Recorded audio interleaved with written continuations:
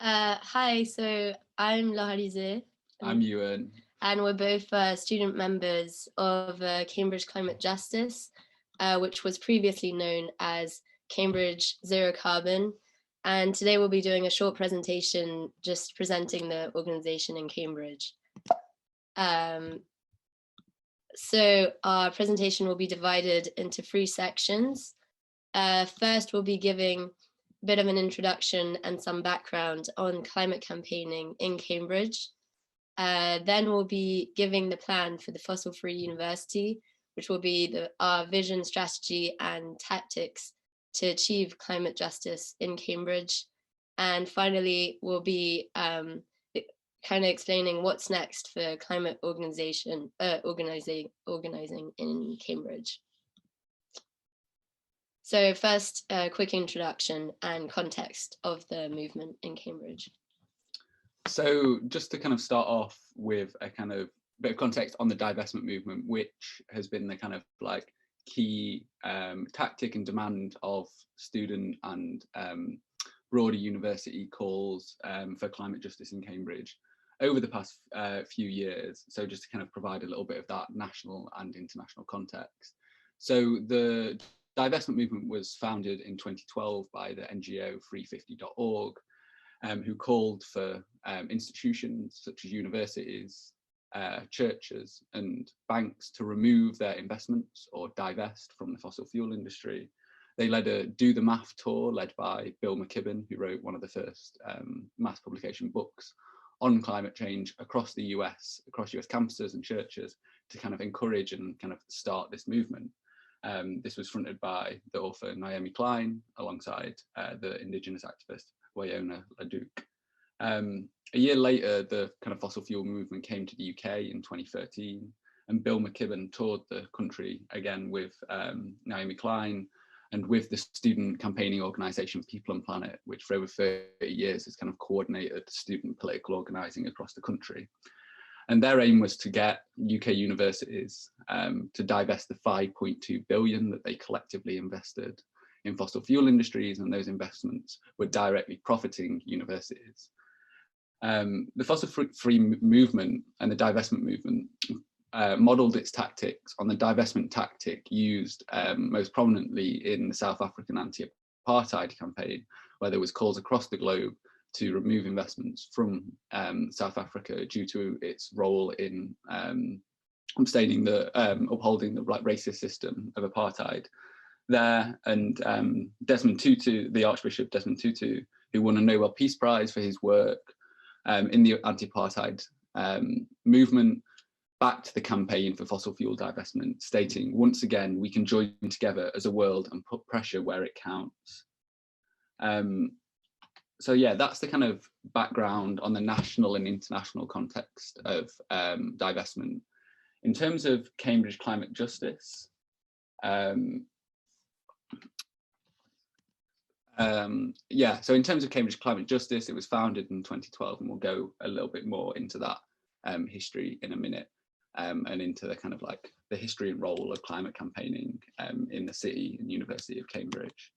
But just to kind of firstly clear up the kind of distinction between Cambridge Zero, who are the interdisciplinary university's response to the climate crisis, and Cambridge Zero, which was formerly known, and between Cambridge Zero Carbon, which is what our organisation, Cambridge Climate Justice, was formerly known as.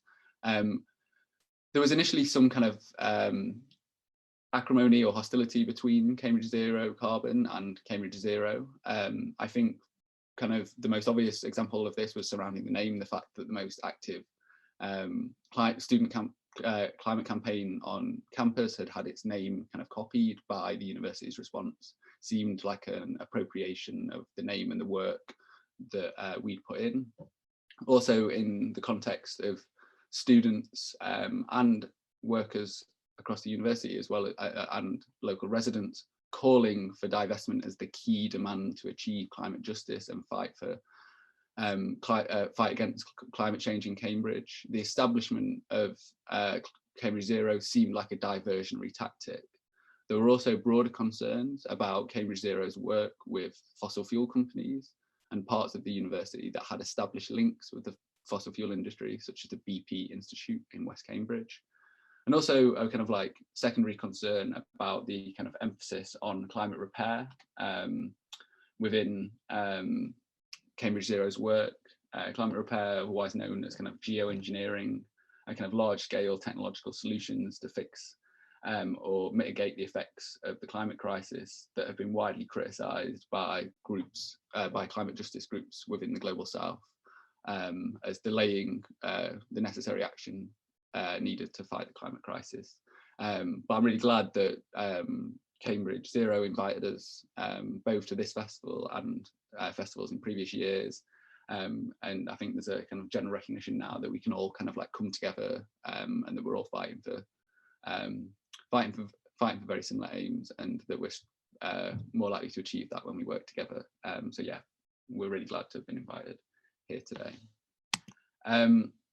So in terms of the kind of like basic principles of Cambridge climate justice and how we operate and view the climate crisis, Cambridge climate justice recognises that climate change is political and that it disproportionately affects communities in the Global South, and it reflects inequalities of an unfair and exploitative capitalist system. And the marginalised communities that are disproportionately impacted by climate change have the least economic power and are therefore most vulnerable to the impacts of climate change. Cambridge Climate Justice always stands in solidarity with those groups most affected by climate change and seeks to amplify their voices rather than speaking for them. And that's played out in the way we operate and the things that we emphasise in our campaigning. We also believe in a decolonial just transition, which has at its heart the rights of Indigenous people, the rights of local communities, and justice for the Global South. And as been mentioned, the chief goal of the campaign has been divestment, but since the university announced divestment in 2013, that focus has begun to shift, and that's what Elise will talk about more. In terms of the approach of Cambridge climate justice, there has traditionally been kind of like 4 strands of how we've tried to achieve our aims. The first has been lobbying, so that's been meeting, discussing and working with those with the power to change things in Cambridge. That's students, academics, workers within the university and residents more broadly in the city, as well as local and national MPs and other environmental stakeholders to lobby for initially divestment, but now a broader range of demands.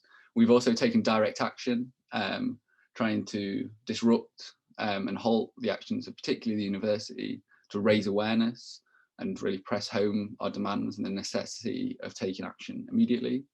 We've also worked extensively both in student and national media to raise awareness about the university's investments in the fossil fuel industry and broader links to the fossil fuel industry that we'll go into in more detail later. We've also conducted outreach, working with communities and groups in the Global South, as well as environmental groups across the region and across the whole UK as well. So in terms of just kind of giving a little bit of background on how we got to the 30th of October divestment decision last year, I think it can really be broke down into 3 stages. And the first stage kind of involved the Isabella working group and the first decision. And this kind of ran from 2012 to 2016 and was kind of started when Positive Investment Cambridge and Cambridge Zero Carbon Society, which is now known as Cambridge Climate Justice and who we're speaking for today, was formed and released a report with a foreword written by the former Archbishop of Canterbury, Rowan Williams. This sort of kind of huge student marches and banner drops around iconic locations in Cambridge. The Isabella working group that finished reporting in 2016 did not recommend divestment, and of the broader 9 recommendations that it did make, only 2 have been implemented in the 4 years, well now 5 years since that Isabella working group reached its conclusions. And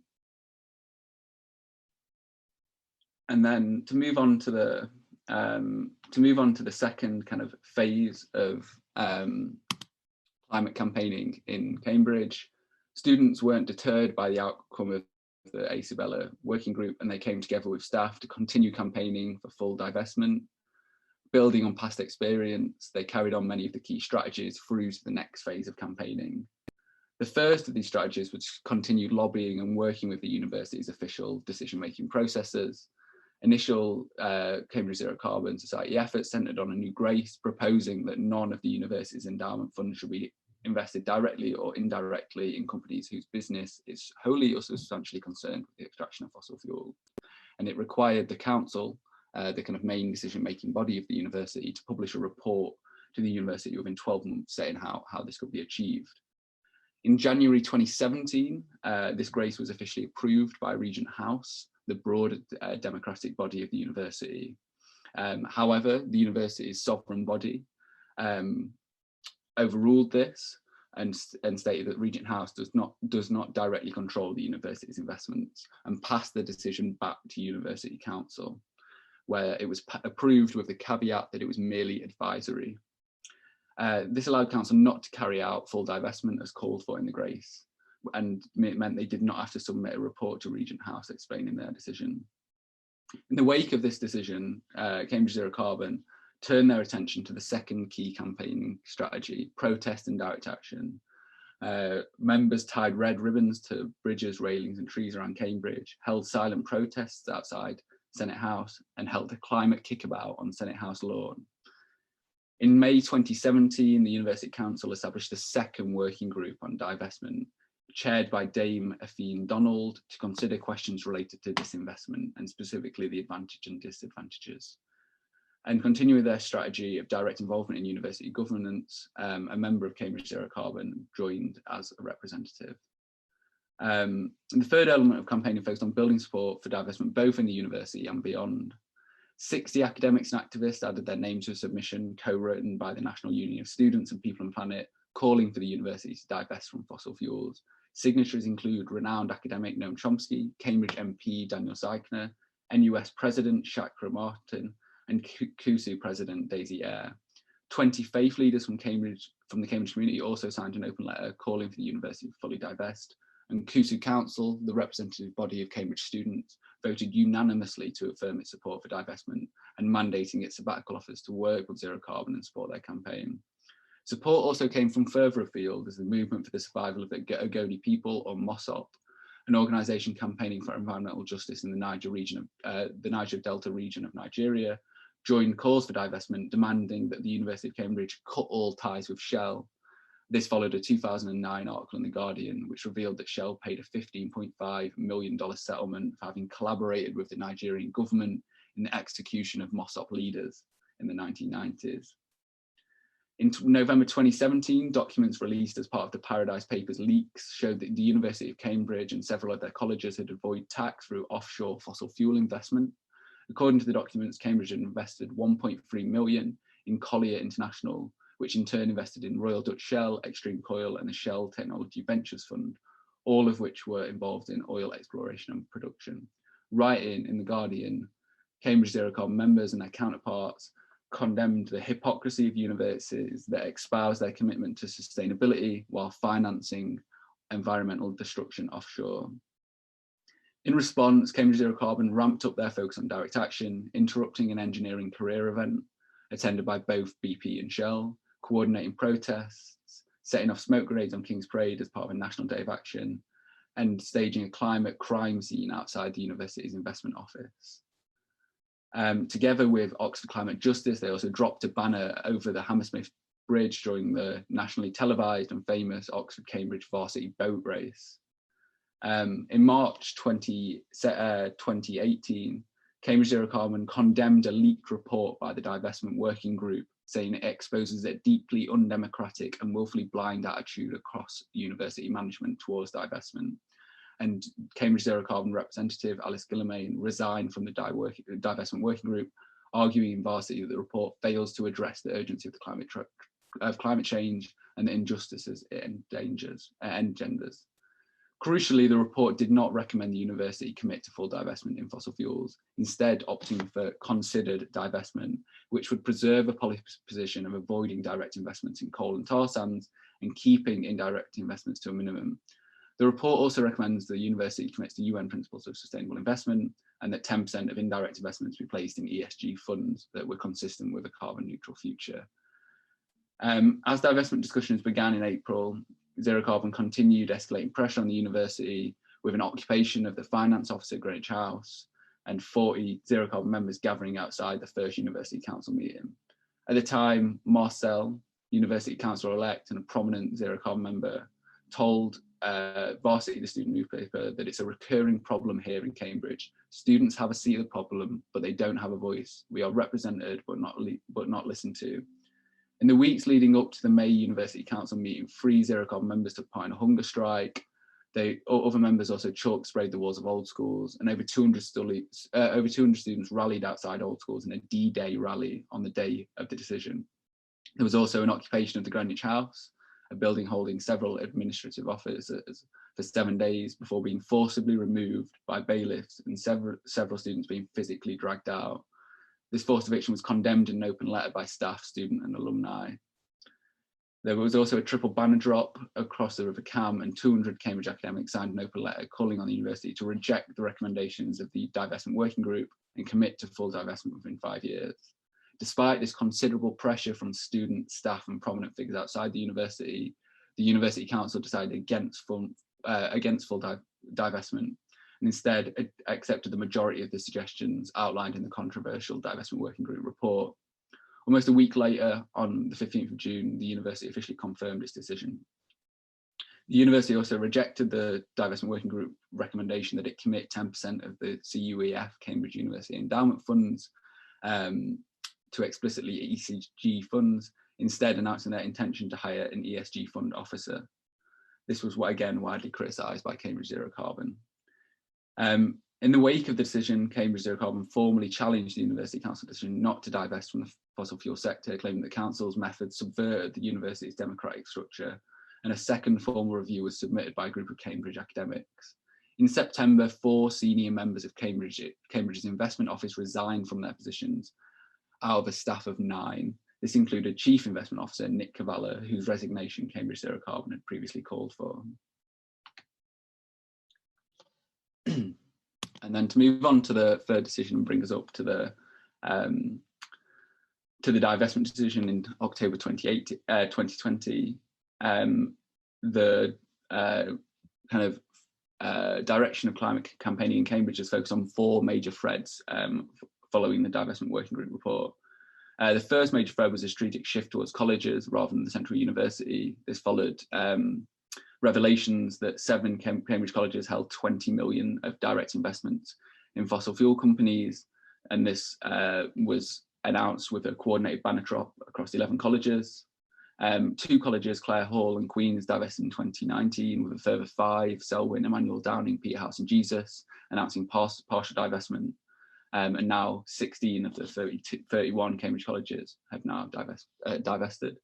The second major thread was a campaign to discredit the divestment working group report and the 2018 decision against divestment. The groundwork was set the previous year with the resignation of Alice Gillamine and her comments on the draft report. And in 2019, it was revealed that 2 members of the divestment working group, who were meant to fairly and democratically decide the university's response to divestment, were directly involved at the same time with major proposed donations to Cambridge from mining and petroleum companies BHP Billion and oil and gas company BP. In response, Zero Carbon called on the university to revoke the divestment working group and begin an immediate, transparent and democratic process to investigate how they can fully divest from fossil fuels.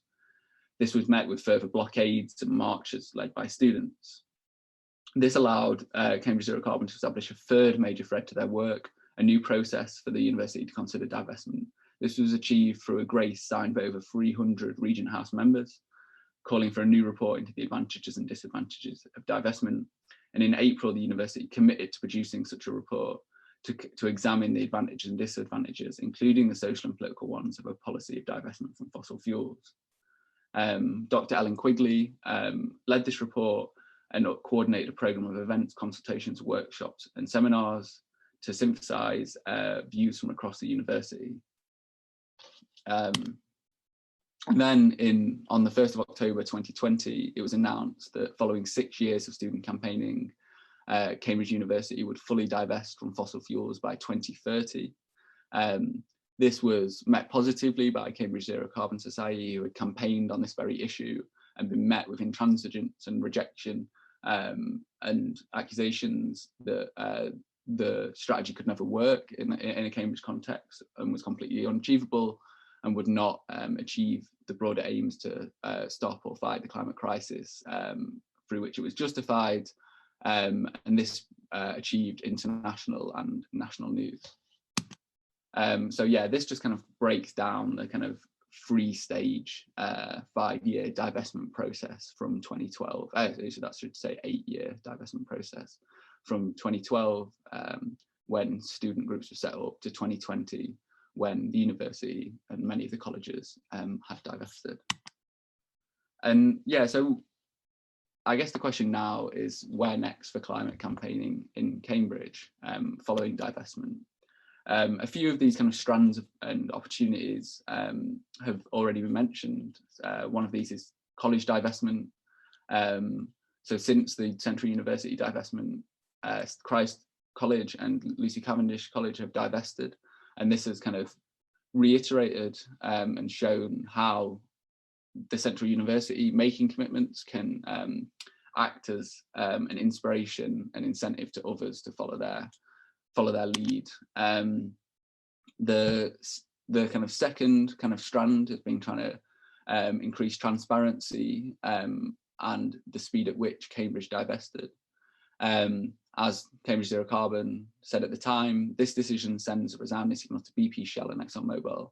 No more will Cambridge University profit from the companies who have decimated frontline communities, bankrolled misleading climate science, lobbied against environmental regulations while continuing to explore for oil, even as the planet burns. But as we pointed out, this decision came far too late, and the 2030 commitment is also far too late, and divestment was only ever the beginning. And this kind of comes to the wider links between Cambridge University and the fossil fuel industry.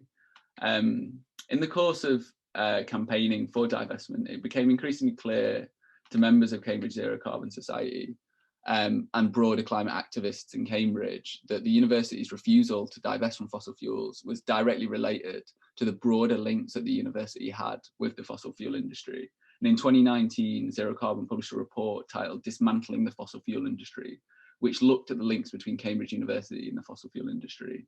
The report looked at 4 themes: investments, the money that the university invests in the fossil fuel industry, with Cambridge's endowment of 6 billion investing over 377 million in the fossil fuel industry. And we obviously now have a commitment to remove that nearly 400 million pounds of investments by 2030. The second major thread was greenwashing. This is the way that fossil fuel companies use universities like Cambridge to maintain and bolster their social license to operate, with the university taking money in exchange for greenwashing the fossil fuel industry, allowing it to co-opt the university's image and portray itself as a prestigious, charitable and scientifically rigorous institution and industry. And the university is quite open about this. So in its own communiques, it offers brand association benefits to companies that partner with it.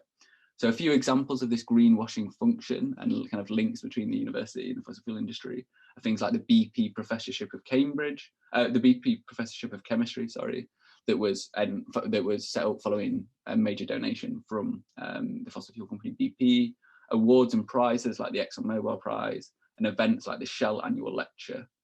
The third kind of major thread was the revolving door, the way that people move between the fossil fuel industry in Cambridge. That's things like training and consultancy services, recruitment events, advertising, sponsored studentships and scholarships, and executives co-occupying and moving between the fossil fuel industry and university management.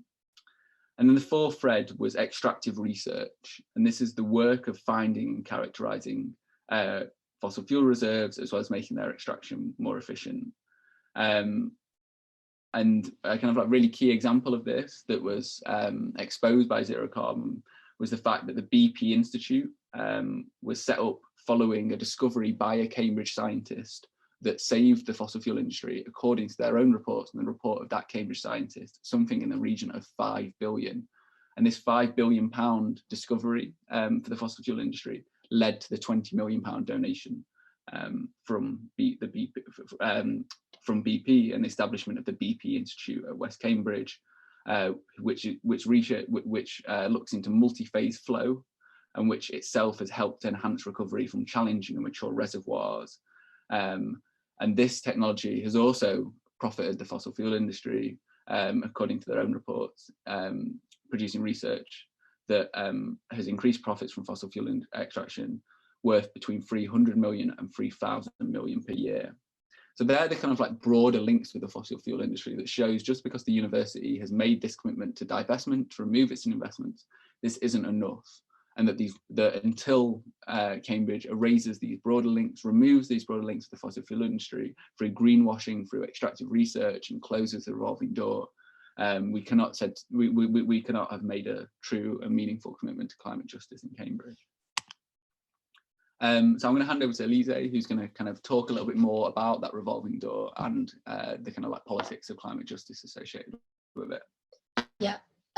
So now so Cambridge Climate Justice is now trying to focus on the revolving door, as Ewan just said.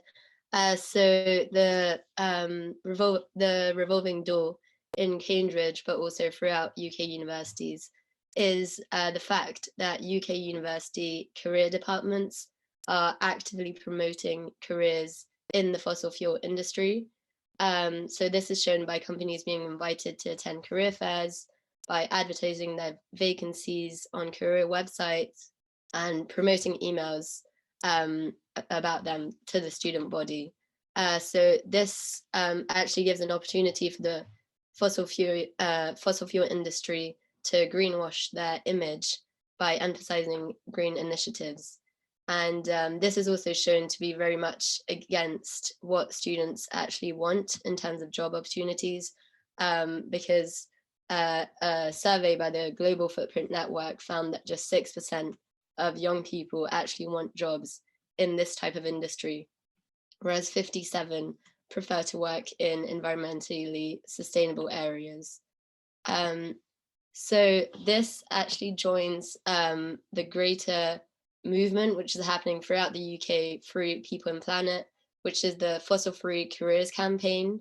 So a lot of top UK universities are aiming to actually end the recruitment pipelines from universities into the fossil fuel industry by targeting the relationship between the career services and these companies.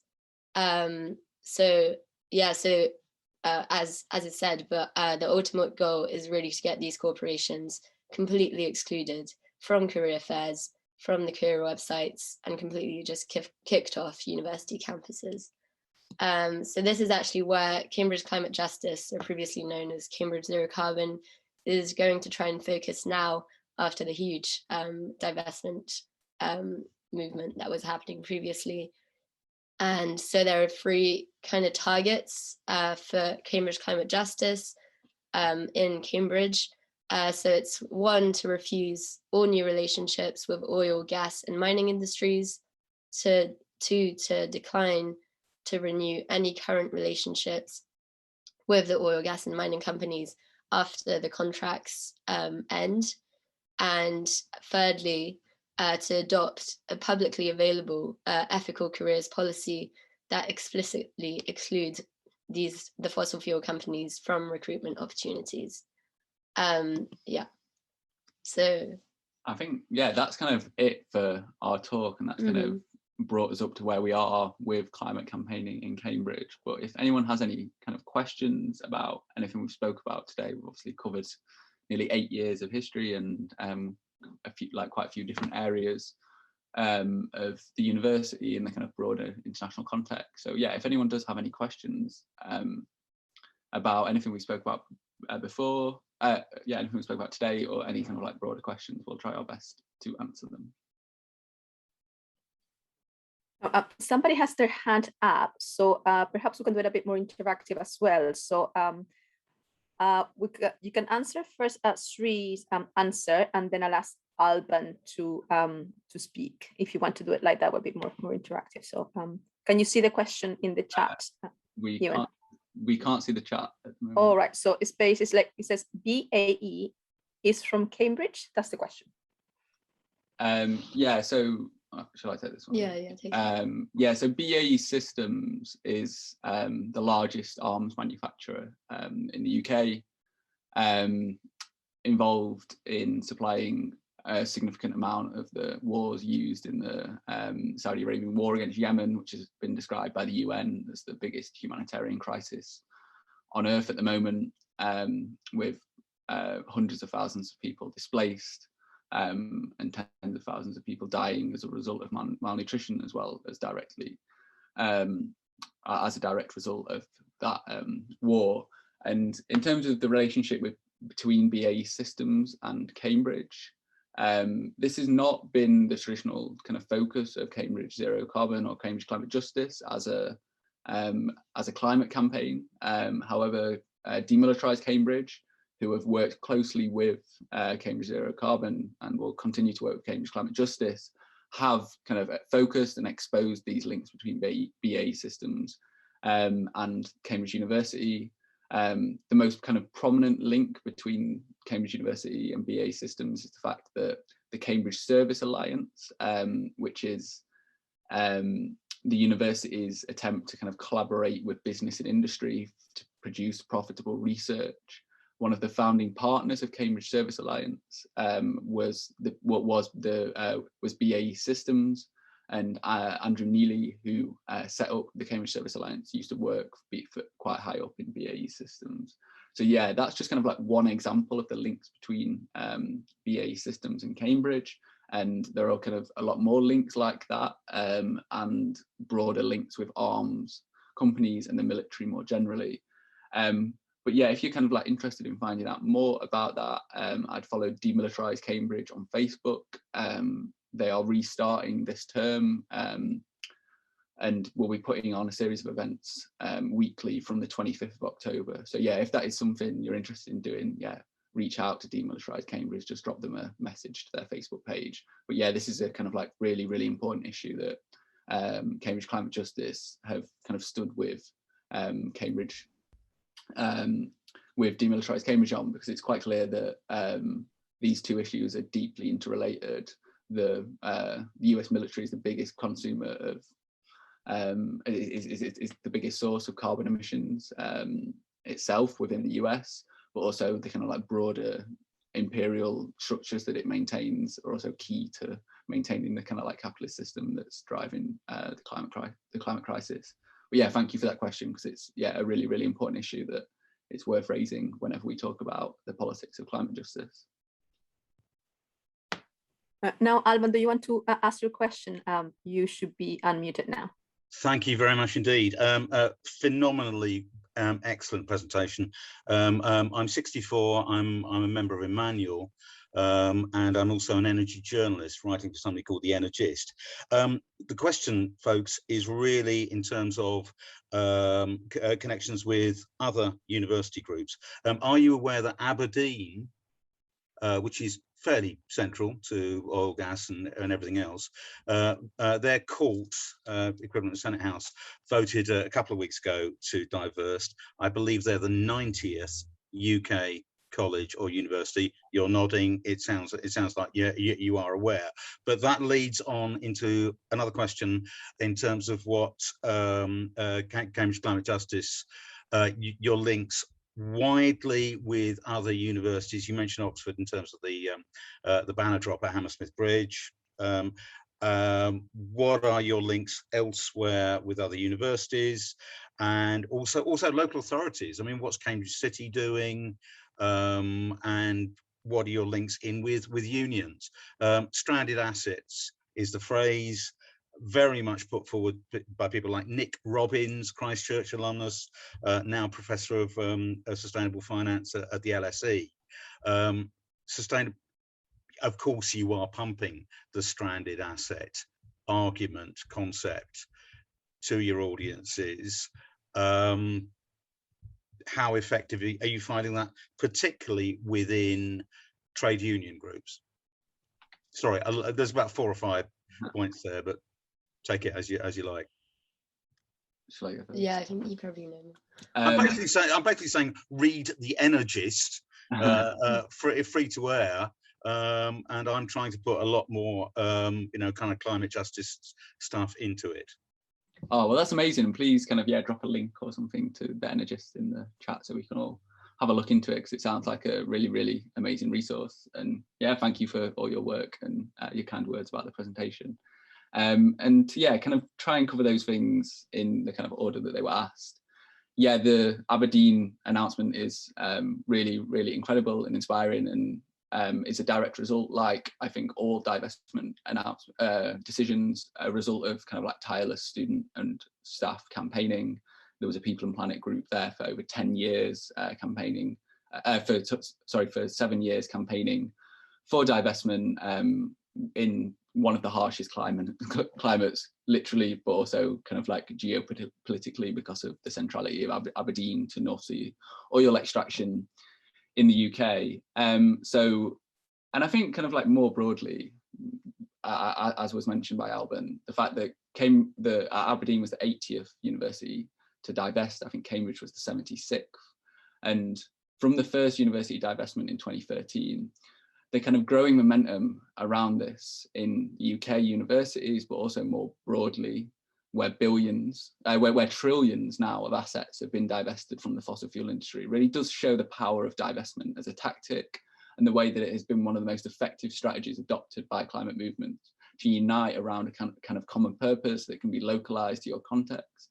If you're in this meeting and you've got a pension scheme, it's worth kind of like looking into the way that that invests, and other ways that your money and your finances are kind of implicated in this, in terms of like personal banking and stuff, is another kind of like key thread of this. But I think, yeah, that impact of divestment as a tactic, and the fact that there has just been, over the past 8 years, this kind of just rolling tide of more and more universities divesting, has been really effective at increasing pressure on other universities, because they don't want to be the last ones clinging onto the fossil fuel industry, continuing to legitimize it and continuing to profit from the fossil fuel industry, because I think that is what investing in the fossil fuel industry does. You're profiting from the climate crisis at a point where it's completely immoral, obscene, and wrong to do so. So I think, yeah, it's a really, really positive step that 80 universities have divested. And I guess that is kind of like a useful segue onto the kind of like second question around kind of like links with other universities. So we've probably collaborated most with Oxford Climate Justice due to there's a few reasons to that. There's obviously just established links between Oxford and Cambridge, but more broadly, the kind of investment structures of Oxford and Cambridge are quite similar, and we've worked closely with Oxford Climate Justice surrounding the kind of like banner drops, but also more broadly around our work. So they were inspired by the report that we published to publish a report of their own, and we worked closely with them, giving them advice and kind of like research tips to complete that. And kind of more broadly, People and Planet, the kind of student campaigning organisation we both mentioned when speaking today, have kind of operated for decades now as the kind of key way of coordinating between student groups across the country. They regularly hold events, coordinate strategy, and train up young student climate activists to go back to their universities, their cities and their towns, and fight for climate justice there in their local environments. And at the moment, there is kind of a process within People and Planet where nationally, in a coordinated manner, they're trying to work out where the future directions of nationally coordinated climate campaigning can be. And as Elise mentioned when she spoke, the fossil fuel careers, part of that is one such direction, and I'm sure it won't be the only direction that Cambridge Climate Justice goes into, but I think there's a real hope that, because it's so obvious that fossil fuel companies shouldn't be invited onto campus, that it won't take the 8 years to win this demand that it took to win divestment. So yeah, the fossil fuel careers strand, coordinated with other universities, is one of the kind of like key ways that people have come together post divestment to organise around this. But I think also the fact that there has been some genuine difficulties in working out what the next direction would be speaks to the power of divestment. The fact that it was able to unite across every UK university, because every UK university had investments in the fossil fuel industry and could have divested. It kind of, yeah, really spoke to the power of that demand. And the third question on kind of stranded assets and the kind of like broader financials of divestment.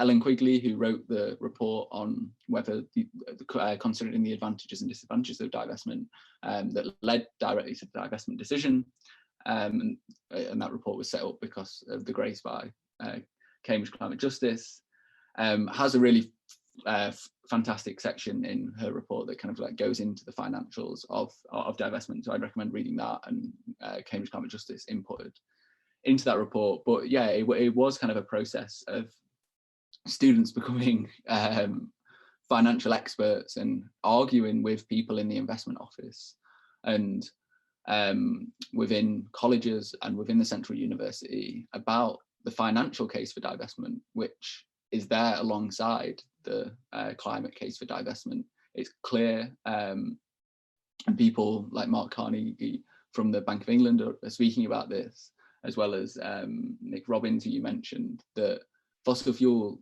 investments are going to become stranded assets. And as we move towards a green economy, fossil fuel investments are increasingly outdated, and that speaks to the need for divestment, but also for broader action on climate change. And obviously with COP coming up, this is more important than ever, as particularly this summer we've started to see the devastating impacts of the climate crisis come closer and closer to home. But just because they're closer to home doesn't mean that they shouldn't have happened earlier when they were impacting communities in the global south. So yeah, sorry, I think I answered all those questions. I don't know if Lisa, you can think of anything we didn't cover. No, yeah, I think that's everything.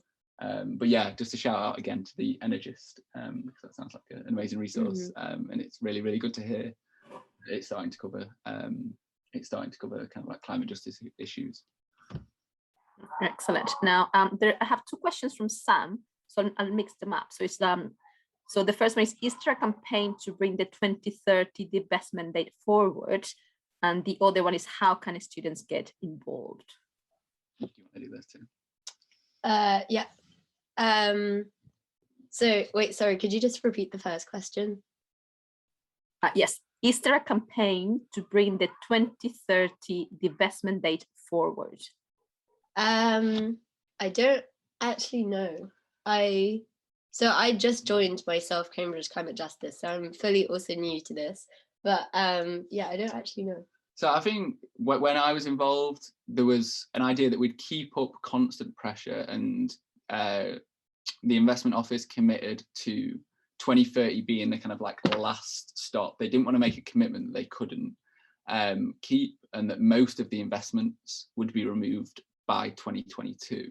This is all detailed in the press and announcement of divestment, but it's been a year or so since I looked at these, so I don't have the exact details off my head. And I think because of that, the idea within Cambridge Climate Justice was that because of all the broader links between Cambridge and the fossil fuel industry, which are in some ways more material than indirect financial investments, it made sense, after fighting for divestment for 8 years, to shift our focus, but not all of it, towards those broader links. But we'll of course like continue to scrutinise and push for the university to remove investments from the fossil fuel industry as soon as possible. But like, everyone within the campaign is reasonable and understands that there's kind of complex financial procedures and agreements involved with large-scale investments, particularly due to the indirect investment structure of the university, meaning that the university does not itself directly invest in fossil fuel industries, but instead invests in funds who invest in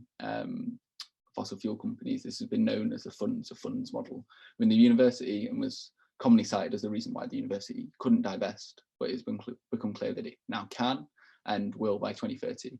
So yeah, it won't be the kind of main focus of campaigning, I doubt. It's obviously up to the kind of democratic decision-making processes of students within the campaign.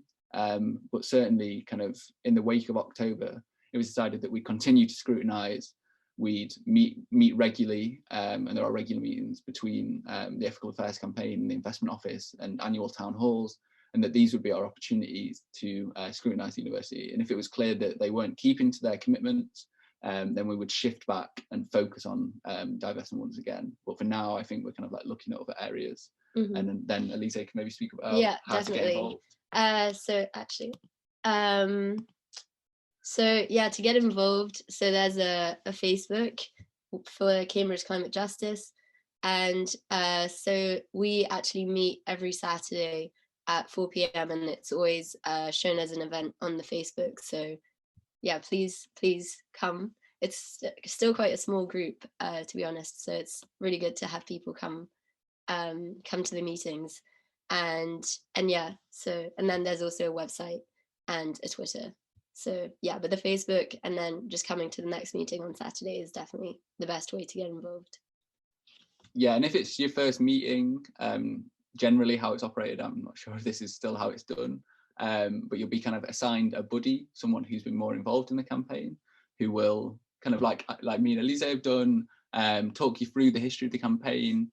If you come away from the meeting with a job to do, so you might have to write a Facebook post or lobby someone or plan a part of a direct action, and that will just be something you volunteer to do. Someone who's more experienced, who's done something like that before, will help you do that. And we found that's really effective because obviously the nature of being a student is that there's a turnover of students. So every 3 years you've got a kind of nearly complete new set of people. So Cambridge Zero Carbon and now Cambridge Climate Justice has only managed to exist for eight years because we have got new people trained up and involved, and they've taken the society and the organisation in really exciting new directions and expanded it beyond what was a couple of people meeting in a room in 2012 to a group that mobilised students across the university and managed to get the largest university endowment fund in Europe to divest from the fossil fuel industry, despite really, really strong opposition from university management. So I've learned so much from the campaign and gained so much from it. So if you are interested, I would really urge you to get involved. If you are a student or a staff member or kind of like resident in Cambridge or just a member of the public, and if and there's always stuff to do. So yeah, it'd be really amazing to get involved, and I really encourage you to do it. Now, Garth has asked a few questions, but I'm just going to start from the last one, as it seems to be very interesting and sort of moving forward as well. And as students are finishing up their degrees and moving towards careers. So the question is, should there be a push in careers advice towards development of renewable technologies and natural rewilding?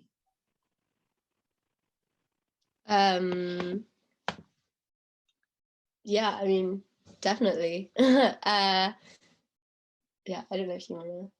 Yeah, I think that is both what students want, because I don't know, just speaking to other students, it's clear that we as young people are going to face the worst effects of climate change, and that we do not want to be a part of that. And that's why students have campaigned against their universities investing in fossil fuels, but also having broader links, but also the fact that we don't want to be pushed into fossil fuel careers. And I think important to remember that fossil fuel companies here are operating in a quite exploitative way. They're targeting students who will be profitable for them because they're highly educated and their education is a result from Cambridge University. But also they're kind of exploiting students who at a time of kind of job insecurity as they come towards the end of their degrees, and a broader job market that is quite precarious at the moment because of the impacts of COVID-19. And they're trying to target students with well-paid jobs in the fossil fuel industry, but that's kind of premised upon another kind of example of this greenwashing that we mentioned. So when BP and Shell or Schlumberger hold a careers event at Cambridge University, they won't talk about their role in fossil fuel extraction, their lobbying against climate targets. Instead, what they'll emphasize is their green initiatives, which has been widely reported and analysed as constituting a tiny part of their overall business model, and none of which are in line with even the like limited Paris targets. So yeah, I think what we've always emphasised within Cambridge climate justice is the necessity of a kind of like just transition, which is an idea that kind of like comes out of the trade union movement in response to calls for climate justice and to fight climate change, and the idea that a move towards a green planet should not come at the expense of people working in those industries or in industries associated with the fossil fuel industry. So yeah, the university, when it removes links, career links and closes the revolving door between the university and the fossil fuel industry, this gives it an opportunity to lead students towards the kind of green jobs that we need to halt and stop the climate crisis. So I think it is a real opportunity to platform and invite and provide opportunities to work with exactly the kind of companies and sectors that you mentioned. So yeah, I think that's a really, really important question. And that's just actually reminded me that I kind of missed one of the questions from Alban about the kind of like the just transition and the work with trade unions in Cambridge. So Cambridge Climate Justice has worked really closely with unions, particularly the Unite branch of Cambridge University and the UCU branch of Cambridge University. Cambridge Climate Justice members turned out en masse during the 2018 and the 2019-2020 UCU strikes, recognising that workers' rights are closely intertwined with the fight for climate justice, and that students could act in solidarity with staff who were withdrawing their labour to fight for better conditions, and that this was a kind of response to the solidarity offered by staff and their working fighting towards climate justice, because the only kind of formal role that students have in the democratic structures of the university at a high level are the free student representatives on the university council. But that wouldn't have been enough on its own to secure investment, to secure divestment, and that wouldn't have happened without the hundreds of Cambridge academics and other Regent House members who signed graces that forced the university to consider and reconsider and finally commit to divestment. So yeah, those struggles are really, really intertwined, and the idea of a just transition has been really central to what Cambridge Climate Justice has fought for over the past 8 years. Now, this question relates a bit to what you had mentioned about Cambridge Climate Justice. And do you operate just within the university, or do you reach out? And also, question from Garth is, do you think citizens' assembly should be an integral part of the national governance, or will the government only nod to them? So sort of it's a mix, it's a mixed bag of questions there, because you can really sort of tackle them on the different angles. So first one is like how much involvement you have actually outside the university with all those different sort of grassroots groups, and then with in relation to the citizens' assembly. Yeah, so in terms of collaboration over its kind of 8 years history, Cambridge Climate Justice has collaborated extensively with local groups in Cambridge, with groups like Cambridge XR, Cambridge Climate Alliance, and probably most inspirationally for me at least, with the youth strikers in Cambridge. So we worked closely to organise the September 2019 Global Day of Action in Cambridge, which saw thousands of people on the streets of Cambridge. If anyone was there, for me, it was probably one of the most inspirational march I've ever been on. The energy was absolutely incredible, and the turnout was huge, and that was something we kind of co-organised with the youth strikers. So yeah, that was, so there's been extensive collaboration with other environmental groups in Cambridge. I think from our perspective, we've collaborated and tried to support and amplify voices from the local community and work on issues such as reducing energy use in collaboration with the council, who are taking important steps towards fighting the climate crisis. But I think the way that we conceived of it is that where we have the most material leverage, where we have the most connections, and where the fossil fuel industry seems to have the most connections in the city are with the university. So it's made sense to kind of focus our efforts on the university for now, but we also invite local residents to get involved with our campaign, and likewise, whenever local campaign groups or national campaign groups reach out to us, we try our best to support and offer solidarity where we can. So that was the first question. On citizens assemblies and kind of democratic decision making within climate campaigning, there isn't a kind of like official Cambridge climate justice line on citizens assemblies. We're not kind of a political party, we're a kind of campaign group. I guess kind of drawing on our principles that we set out at the start of this, at the start of this presentation, I'd make 2 points. The first of which is that Cambridge climate justice wouldn't have been able to do what it has done if it was not a democratically run horizontal campaign that has, through that democratic structure, allowed the voices of working class women and BME students to be amplified and uplifted, and allowed decisions to be met and their consequences as well reached in a democratic way, kind of mirroring a lot of the kind of like justifications of climate of citizens assemblies. So that's the kind of like first point. I think the kind of like principles of the kind of like climate campaigns should be run along democratic lines is really important. But the kind of second point I'd make is that, as we laid out at the start, from the perspective of Cambridge climate justice, climate change is political, and politics is about imbalances of power. So those citizens assemblies on a national level or on a local level are only effective in as far as they have the power to change things. The citizens assembly can come up with wonderful ideas, but if the balances of power within the university, within the city, or within the country do not allow the outcomes of that citizen assembly to be introduced or implemented, will obviously limit its effectiveness. So yeah, I hope that's a kind of like useful way of thinking it through. And obviously, I'm not speaking for the whole of Cambridge climate justice. In that, I'm just trying to like draw out from our principles some kind of like relevant information towards it. And one more question before the time is up, basically. What about the other colleges? Are you also trying to have each college sort of commit to the divestment, or what's the forecast for that? Yeah, so this is a really exciting kind of like new direction, and as was mentioned in kind of like 2018, Cambridge Climate Justice kind of coordinated this kind of set of college campaigns. Over 15 college campaigns were set up through that, and almost all of the divestment decisions that have come about have been the result of campaigns started or ran by members of Cambridge Climate Justice.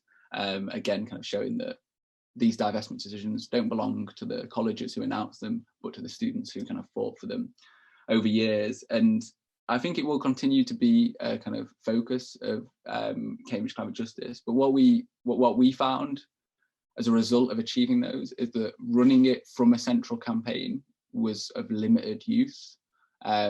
It didn't kind of make sense for Cambridge Climate Justice every week to meet and run college campaigns. What was more effective was for people within those colleges to come to our meetings, where we could provide resources, ideas, reflections on people who had successfully won divestment. We could come along to meetings, we could help provide resources, and then it would allow a college campaign to set up, and these college campaigns could work together to learn from each other and to kind of achieve divestment. So yeah, we're getting close to, I think now, like 20 divestment colleges, so there's about 10 to go. Extinction Rebellion Cambridge have a kind of updated checklist online of colleges that have or have not divested. But if you're interested in setting up a campaign in your college, or want to find out if your college has divested, just drop a message to the Facebook page of Cambridge Climate Justice, and someone will be able to provide that information and help you set up a society, or link you up with students who are working on this in your college or have worked on it previously.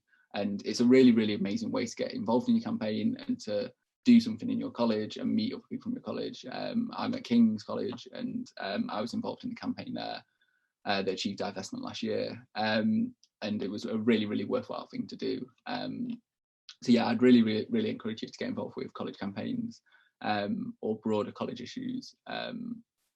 Yeah, I hope that's a useful answer. Excellent. And would you like to close now, Ewan and Alice? Sort of time is up basically. So if you just want to say your last words and etc. Yeah.